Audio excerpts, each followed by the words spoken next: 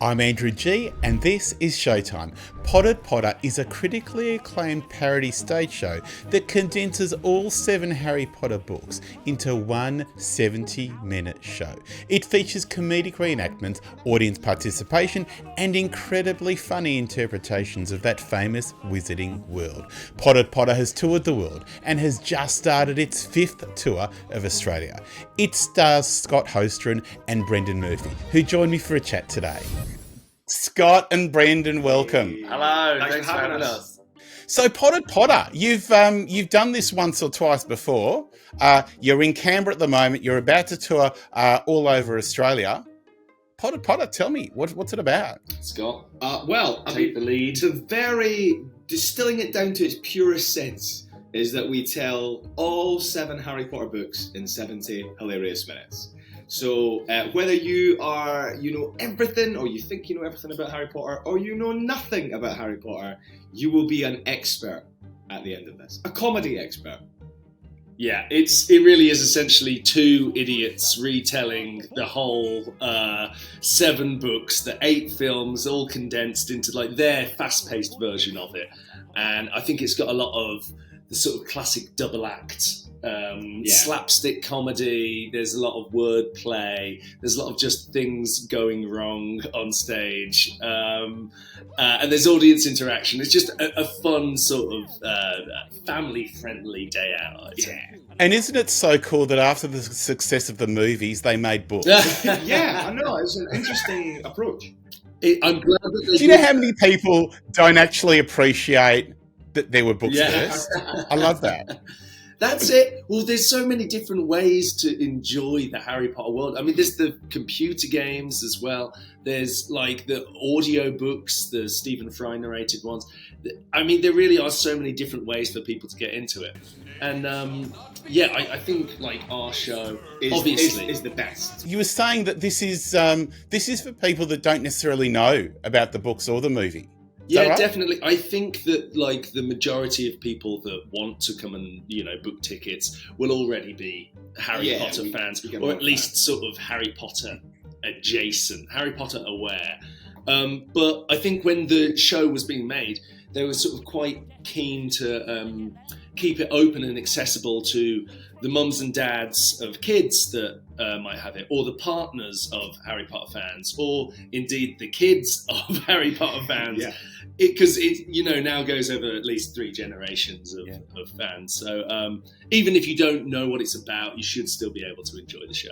And you've both performed in Potted Potter here in Australia, but elsewhere. Do different audiences in different countries react differently to the show? Aussie audiences are brilliant. They're very vocal, and we love that. We play a lot with the audience in the show. So from the get-go, I mean, even last night, they're sort of whooping and cheering and a lot of laughing, which is it's like addictive for us. And we'll play with, the louder an audience is, the more we'll play with them. Some audiences are just a bit more culturally quiet and save it all up until the end when they start going, yeah! And you're like, oh, you enjoyed it. Great, I'm glad you did. But yeah, Aussie audiences and American audiences are good fun as well. Yeah. So our Texas crowd's quite wild. Nice to play for. It must be so exciting to get that audience participation, to get that immediate feedback that, of course, JK never got with the books, and obviously the original cast never got with that movie, but you get that instant gratification, you get that feedback straight Absolutely. away. It's so good. I think even just walking out onto the stage at the start, because that the audience already have something in common. They've got this uniting fandom. And you can see it because people are talking to each other. There's kind of excited buzz in the auditorium. People turn up like wearing their Harry Potter merch. Some people turn up like in cosplay, full costume, like dressed up in like as their favorite characters. It's really like almost like a sort of convention style environment. There was one time where Brendan does at one point play Dumbledore, the revered Professor Dumbledore, and there was one point where there was a guy in the front row that had a better costume than Brendan. I mean, my costume isn't great. But What do you think it is that makes this collection of stories, this world, so loved by so many people, and as you said, now over so many generations? Yeah, it's a good question. I mean, it's a sort of classic good versus evil tale, essentially. But I wonder. I don't know. It's an interesting question. I wonder if it's now about that so many people accessed it as youngsters, and I know myself, stuff that I accessed as a youngster, you sort of carry that with you, and then now there's new mums and dads passing it on to like their kids, and that distills that kind of like, oh, I love this story. Yeah, I think there's also definitely something appealing about a sort of coming of age story in whatever sort of form, and about relying on friendship and taking your power from the people that you choose to have around you, especially in times of like adversity. And that's kind of what their little gang is all about. You know, these in like the first book, they're 11 years old and they're fighting the greatest evil known to man or wizard.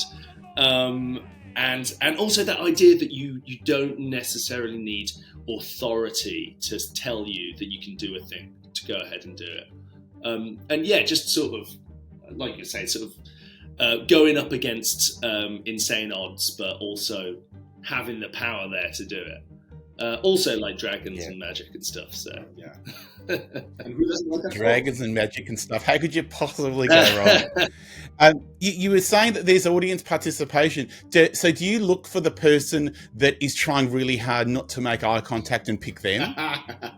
Well, the audience participation, I mean, there's loads of it throughout the show, but there's a moment where we play Quidditch, and some lucky Quidditch players get to come on stage, and it is Brendan that eyes them. So I don't know, what is your trick?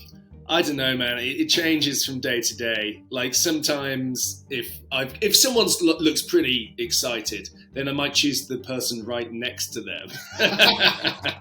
Just be like, sorry, buddy, not your day. Can't always get you. No, I mean, there's a lot of excited adults that want to come up on stage. Certainly during Quidditch, I try to give kids the chance. But sometimes there's just an adult who really wants to come on stage, and I think fair enough. Let's make their day. Ever had any fights in the audience of people that thought you were pointing to them, and there was a misunderstanding? It got all weird. More than wow. And you know, when you're like, oh, we just need someone to come up and help us, and then like a kid's really excited, and you pick them, and then two other kids behind them also get out, and I'm like, no. We've got to send some of these back. We can't have this many children on stage. And there's disappointment, there's tears, there's no. So is making kids cry part of the act? It's all right. I've got a little bag of like magic chocolate to placate any trouble. Harry Potter's chocolate frogs at the ready. Yeah. What's the weirdest thing someone in the audience has said to you? Either as a heckle or when you're trying to engage with them as part of the audience participation. I imagine you get some pretty weird comments and questions. There must be. I mean, I'm trying to think what some of the kids might have said on stage, the Seekers. But oh yeah, well, I mean, there's a really. I mean, clearly nothing too terrible. We've sort of, the show has evolved over the time that we've been doing it, and there was a point where we'd get.